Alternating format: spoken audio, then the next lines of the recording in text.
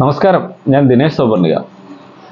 നമ്മുടെ ചെങ്ങാത്തം എന്നൊരു കൃഷി ഗ്രൂപ്പുണ്ട്. കേരളത്തിൻ്റെ അകത്തും പുറത്തും വിദേശത്തും ഒക്കെ ഉള്ള ആളുകളുണ്ട്.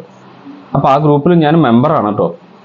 ഞാൻ പറഞ്ഞു വരുന്നത്, ആ ഗ്രൂപ്പിൽ കുട്ടി കർഷകർക്ക് വേണ്ടിയിട്ട് ഒരു മത്സരം നടത്തിയിട്ടുണ്ടായിരുന്നു.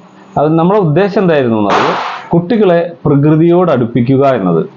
അതായത് ചെടികളുടെ പേര് മനസ്സിലാക്കുക, ഇലകളുടെ ശേഖരണം, വിവിധ ഇനം തെങ്ങുകൾ, മാവ്, പ്ലാവ്, ചെടികളൊക്കെ ഐഡൻറ്റിഫൈ ചെയ്യുക. ഇതൊക്കെ ആരുടെ സഹായത്താൽ ചെയ്യണമെന്നറിയോ? വീട്ടിലുള്ള അല്ലെങ്കിൽ തൊട്ടടുത്തുള്ള അല്ലെങ്കിൽ ബന്ധു വീട്ടിലുള്ള സീനിയർ സിറ്റിസൺ ആളുകളുടെ സഹായത്തോടെ. അതിൻ്റെ ഉദ്ദേശം, നമ്മളെ കുട്ടികൾ മുതിർന്ന ആളുകളുടെ അടുത്ത് പോയി അവരുടെ സഹായത്താൽ വിവരശേഖരണം നടത്തുമ്പോൾ അവരോടുള്ള ബന്ധം ഒന്നുകൂടി കൂടും. ഇതായിരുന്നു ഒരു ലക്ഷ്യം കേട്ടോ. അപ്പോൾ ഇത് വിജയകരമായിട്ട് ഈ ചെങ്ങാത്തം ഗ്രൂപ്പിൽ നടപ്പിലാക്കി. അതിൻ്റെ അഡ്മിൻസും അംഗങ്ങളൊക്കെ നല്ല പ്രയത്നം ചെയ്തിട്ടുണ്ട് കേട്ടോ.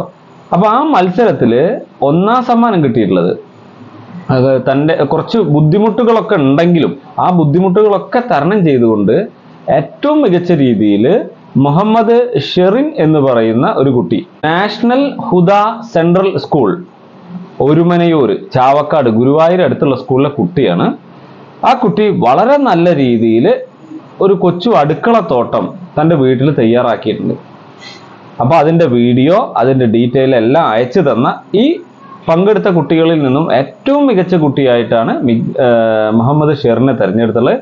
അപ്പോൾ എല്ലാ അഭിനന്ദനങ്ങളും ആ കുട്ടിക്ക് നേരെയാണ്. കൂടുതൽ കൃഷി അറിവുകൾ നേടുക, വീട്ടിൽ വിഷരഹിത അടുക്കളത്തോട്ടം നല്ല രീതിയിൽ നിർമ്മിക്കാൻ ഇനിയും മുഹമ്മദ് ഷെറിന് സാധിക്കട്ടെ.